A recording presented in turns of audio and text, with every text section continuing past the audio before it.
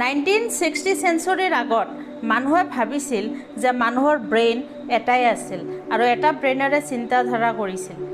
কিন্তু 1960 চেঞ্চুৰীত American psychologist আৰু Nobel prize winner ৰজাৰ ডব্লিউ স্পেৰি নামৰ এজন নিউৰোসাইণ্টিষ্টে প্ৰথমবাৰলৈ পোহৰলৈ লৈ আহিছিল যে আমাৰ ব্ৰেইনৰ দুটা হেমিস্ফিয়াৰে কাম কৰে আৰু বেলেগ বেলেগ ধৰণে কাম কৰে।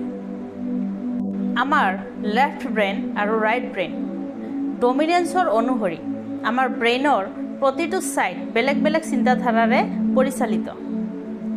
আমাৰ লেফ্ট হেমিস্ফিয়াৰ আৰু ৰাইট হেমিস্ফিয়াৰৰ চিন্তাধাৰাবোৰ কি কি, ইয়াৰে কেনেকুৱা কাম, ইয়াৰে বিষয়ে আলোচনা কৰিম। ভিডিঅ'টো স্কিপ নকৰি শেষলৈ চাওক। লেফ্ট ব্ৰেইন ৰাইট ব্ৰেইনতকৈও অধিক ভাৰ্বেল আৰু এনালাইটিকেল। ইয়াক কেতিয়াবা ডিজিটেল ব্ৰেইন বুলিও কোৱা হয়। লিখা, পঢ়া আৰু গণনা কৰাৰ দৰে বস্তুত ই ভাল। আমাৰ লেফ্ট ছাইড ব্ৰেইনত ষ্ট'ৰ হয় লজিক, এনালাইচিছ, লেংগুৱেজ, মেথামেটিক্স, শব্দ আৰু ফেক্টছ।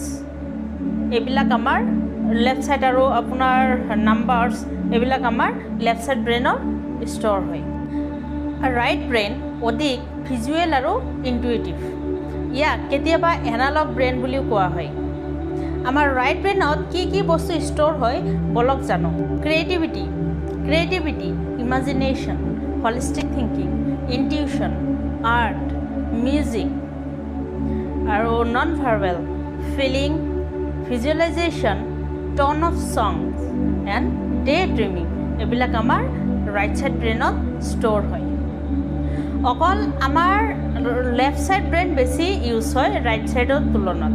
তো আমি দুয়োটা একে সমানে ইউজ কৰিব লাগিব। আমি লজিক নোহোৱাও চলিব নোৱাৰোঁ, আমি ক্ৰিয়েটিভিটি নোহোৱাও চলিব নোৱাৰোঁ। আমাৰ দুটাই ইকুৱেল আমি ইউজ কৰিব লাগিব। দুয়োটা ইকুৱেল ইউজ কৰিলেহে আমাৰ ক্ৰিয়েটিভিটি আৰু লজিক দুয়োটা বাঢ়িব, আমি তেতিয়া ভালদৰে কাম কৰিব পাৰিম। আপোনালোকৰ লেফ্ট ছাইড ব্ৰেইন বেছি চলে নে ৰাইট ছাইড ব্ৰেইন বেছি চলে? তো ইয়াৰ ফলত আপোনালোকে গম পাইছে, কমেণ্ট কৰি জনাওক।